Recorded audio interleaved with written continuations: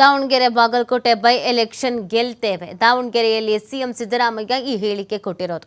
2 ತಿಂಗಳ ಗೃಹಲಕ್ಷ್ಮಿ ಕೊಡ್ತೇವೆ. Vijayendra physical responsibility act ಓದ್ಕೊಂಡಿದ್ದಾರಾ ಅಂತ ಪ್ರಶ್ನಿಸಿದ್ದಾರೆ. ಆಕ್ಟ್ ಪ್ರಕಾರ ಸಾಲ ಜಿಡಿಪಿ ಶೇಕಡ 25ರ ಒಳಗೆ ಇರಬೇಕು. ರಾಜ್ಯಕ್ಕೆ ಸಾಲ ನಿಗದಿ ಮಾಡುವವರು ಕೇಂದ್ರ ಸರ್ಕಾರದವರು.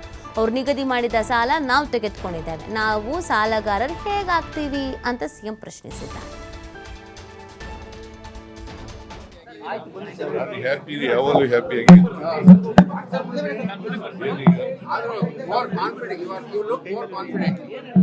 I am confident both the constituencies we are going to win. ಹಿಂದೆನೂ ಗೆದ್ದಿದ್ದೀವಿ ಬೈ ಎಲೆಕ್ಷನ್ಗಳಲ್ಲಿ, ಈಗಲೂ ಕೂಡ ಗೆಲ್ತೀವಿ. ಬಾಗಲಕೋಟೆ ಕಷ್ಟ ಇದೆ ಅಂತ ಬಿಜೆಪಿ ಅವರು ಹೇಳ್ತಾ ಇದ್ದಾರೆ.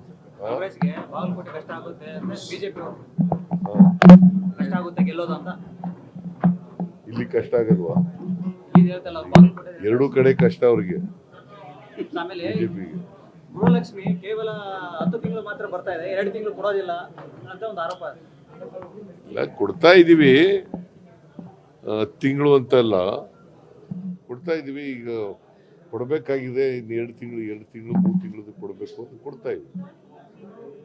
ಈಗ ವಿಜಯೇಂದ್ರ ಅವ್ರು ಹೇಳ್ತಾರೆ ಸಾಲದ ಸಿದ್ದರಾಮಯ್ಯ ಸಾಲ ವಿಪರೀತ ಮಾಡಿಬಿಟ್ಟಿದ್ದಾರೆ ಅಂತ. ಸಾಲ ಅವ್ರಿಗೆ ಫಿಸ್ಕಲ್ ರೆಸ್ಪಾನ್ಸಿಬಿಲಿಟಿ ಆಕ್ಟ್ ಓದ್ಕೊಂಡಿದಾರಂತ. ಫಿಸ್ಕಲ್ ರೆಸ್ಪಾನ್ಸಿಬಿಲಿಟಿ ಆಕ್ಟ್ ಓದ್ಕೊಂಡಿದ್ದಾರೆ ಏನ್ರಿ? ನಿಮಗ್ ಗೊತ್ತಾ? ಓದಿ ಫಿಸ್ಕಲ್ ರೆಸ್ಪಾನ್ಸಿಬಿಲಿಟಿ ಆಕ್ಟ್ ಅಂದ್ರೆ ನಿಮ್ಗೆ ಗೊತ್ತೇನೆ? ನೀನು ಓದ್ಕೊಂಡಿಲ್ಲ ಮಾಡಿಲ್ಲ, ಸುಮ್ಮನೆ ಪ್ರಶ್ನೆ ಕೇಳ್ತಾ ಇದೀಯ. ಅವನು ವಿಜಯೇಂದ್ರ ಹೇಳ್ದನ್ನೇ ನೀನು ಹೇಳ್ತೀಯ, ರಿಪೀಟ್ ಮಾಡ್ತೀಯ. ಫಿಸ್ಕಲ್ ರೆಸ್ಪಾನ್ಸಿಬಿಲಿಟಿ ಆಕ್ಟ್ ಅಂತ ಮಾಡಿದ್ದಾರೆ, ಗೊತ್ತಾಯ್ತಾ? ಅದರ ಪ್ರಕಾರ GDPಯ 25% ಒಳಗಡೆ ಇರಬೇಕು ಸಾಲ. ಮತ್ತೆ ಸಾಲ ನಿಗದಿ ಮಾಡೋರು ಯಾರು? ಈ ರಾಜ್ಯಕ್ಕೆ ಸಾಲ ಎಷ್ಟು ಕೊಡಬೇಕು ಅಂತ ನಿಗದಿ ಮಾಡೋರು ಯಾರು? ಕೇಂದ್ರ ಸರ್ಕಾರ.